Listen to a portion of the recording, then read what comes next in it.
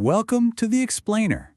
Today we're diving into G.K. Chesterton's masterpiece, The Everlasting Man, and his pretty explosive argument about what it truly means to be human. Let's kick things off with a question that really gets to the heart of everything. Are we just animals who got super lucky? Is our whole human story just one long, slow crawl up the evolutionary ladder? Well, the writer G.K. Chesterton had a very different take. For him, the common answer to that question wasn't just wrong, it was, frankly, a little boring. He argued the real story of humanity is way more shocking, way more dramatic, and just stranger than we could possibly imagine. Okay, so let's get into it. Chesterton builds his whole case around what he saw as this huge, central problem, the story we tell ourselves about ourselves. So, you've got two competing stories here. On the one side, there's the story we all kind of know, right? Humankind is just a very advanced animal, an ape that got good with tools and fire. It's a tale of slow, steady, predictable progress. But then Chesterton comes along and just throws a giant wrench into the whole thing. He says, hold on, if you really look at the evidence, humans aren't just another step on the ladder, we're a complete break from it, a shocking exception. For him, history isn't some neat, straight line, it's a full-blown drama. All right, so a pretty wild claim, right? How in the world does he even begin to back that up? Well, he starts at the very beginning. He takes us all the way back to a figure we think we know so well, the caveman. And this right here, this quote, it's really the key to his entire argument. It's a paradox, isn't it? The harder you try to treat man as just another animal, the less he actually looks like one. We just keep spilling out over the edges of that definition. I mean, really think about it. What's the first image that pops into your head when you hear the word caveman? Probably some grunting, club-wielding brute, right? But here's the kicker. What is the one piece of hard, physical proof we have from inside those ancient caves? It's not a bigger club. It's not a pile of skulls. It's his art. Unbelievably sophisticated, delicate, beautiful art. Chesterton's point is genius. We have tons of proof for his artistic soul, but literally zero proof for all that savagery we just assumed was there. The cave, he says, feels less like a monster's den and more like a kid's nursery, with drawings all over the walls. And this is such a brilliant point. It gets right at his problem with the whole slow, gradual progress model.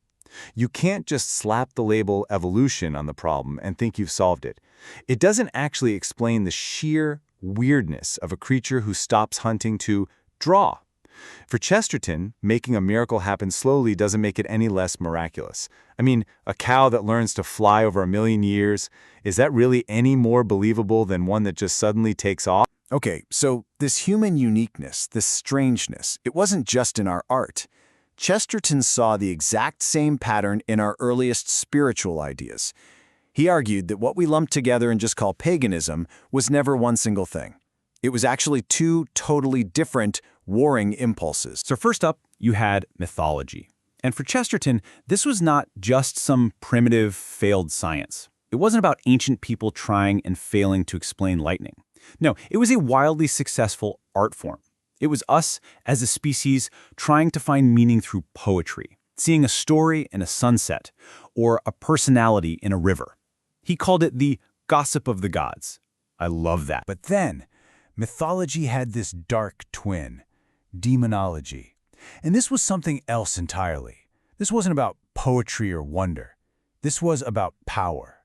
It was practical. It was about getting results, no matter the cost. And the cost was often terrifying. Just look at the difference. You've got the gods of Greece, all about stories and adventure. And then you have Moloch in Carthage, where otherwise civilized people would literally sacrifice their own children to win a battle. One is imagination. The other is a purely pragmatic, horrifying nightmare. So let's use Chesterton's metaphor. If humanity is this incredibly complex, strange lock, a lock that needs both sharp-edged reason and dreamy imagination, then what in the world could be the key that actually fits? And this was the great dilemma of the ancient world as he saw it. You had these two massive forces. On one side, the razor-sharp logic of philosophers like Aristotle. On the other, the wild, colorful imagination of the mythmakers. It's like the head and the heart were on totally separate tracks, running parallel forever, but never, ever meeting. So what could possibly bring those two together? What could fuse them? Well, Chesterton's answer is that history itself was completely upended. Something new arrived on the scene, something that made a completely insane claim, that it was both a philosophy and a story, a myth that was also a historical fact. And this is the moment the key turns in the lock. The incarnation. Think about it. The story of Christianity wasn't another tale of a great hero climbing a mountain to become a god. It was the complete opposite. It was this totally shocking drama of God descending, becoming small, being born in a cave, just like that first artist, right? And it flipped the entire logic of paganism completely upside down. Okay, so that's the theory. If this was the key, what happened when it actually turned in the lock of history? What were the consequences in the real world? Well, for Chesterton, the proof was something you couldn't ignore. Its impossible knack for survival. He makes this incredible point that the faith has essentially died at least 5 times. Over and over again, it faced what should have been a knockout blow. You had internal heresies, the scientific revolution, the Enlightenment, modern skepticism. I mean, the list goes on. And every single time the world got ready to write its obituary, it would roar back to life, somehow reborn as a new, revolutionary force. And this all builds to his final massive point. For Chesterton, Christianity isn't just another story in the library of the world. He argues that its core narrative, creation, fall, redemption, final judgment, that's not just a story, it's the pattern for all great stories.